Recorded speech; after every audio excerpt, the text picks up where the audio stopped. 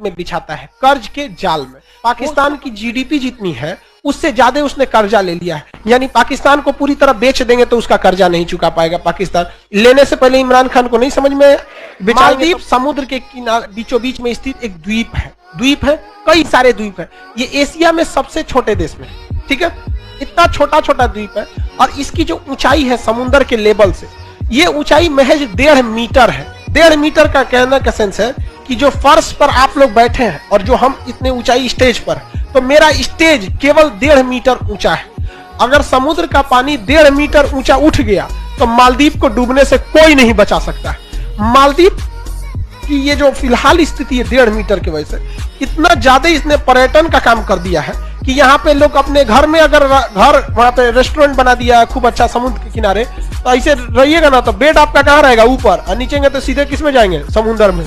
और गहरा नहीं है, समुद्र की गहराई अचानक नदी की तरह नहीं होती, हचाक से चल जाएंगे, कुछ दूर तक जाइएगा तब धीरे धीरे होता है। तो पर्यटन के लिए जो है ये मालदीव बहुत ही बेहतरीन है। मालदीव की राजधानी क्या है, माले। मालदीव की राजधानी माले।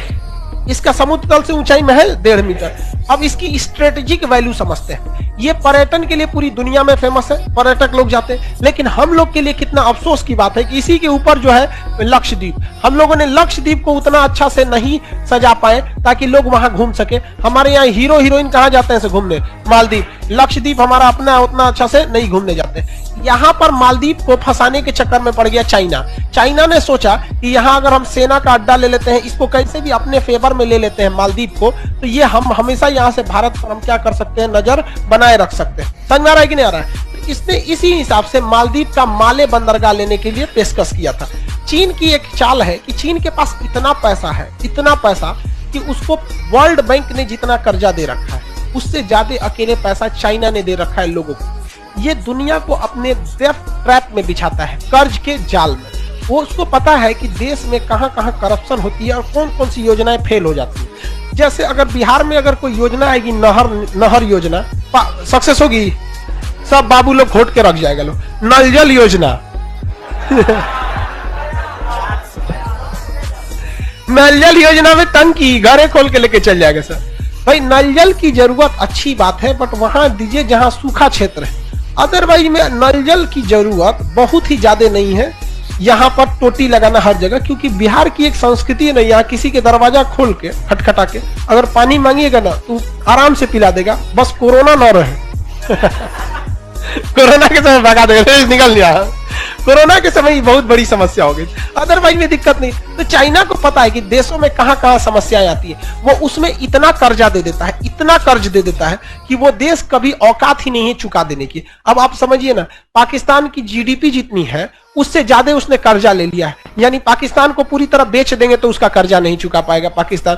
लेने से पहले इमरान खान को नहीं समझ में, बेचाएंगे तब वो नहीं निकल पाएगा। वैसे ही मालदीव को किया। मालदीव में यहाँ पर इतना ज्यादा उसने कर्ज दे दिया कि मालदीव जो बंदरगाह है अब उसको वापस देना पड़ा चाइना को, तो भारत की बीच में आया, जिससे थोड़ा सा बहुत सहूलियत हुआ है मालदीव में। मालदीव की सरकार हमेशा से अब्दुल्ला यामीन की जो सरकार थी, या फिर शेख गयूम की सरकार, इसमें बहुत ऐसे प्रधानमंत्री हैं जो भारत के फेवर में रहते थे। तो कई बार यहाँ पर ऐसा भी घटना हुआ था कि ये लोग सेना तख्ता पलट की थी। जैसे अभी म्यांमार में सेना का तख्ता पलट हुआ है ना, वैसे मालदीव में भी सेना का क्या हो गया था, तख्ता पलट हो गया था। तो भारतीय सेना के जो एयरफोर्स के जवान थे, IL-76 जहाज से दिल्ली से उड़ान भरे थे सर, सीधा लैंड किए सब कहां पे, मालदीव में। 8 घंटा में मालदीव खाली।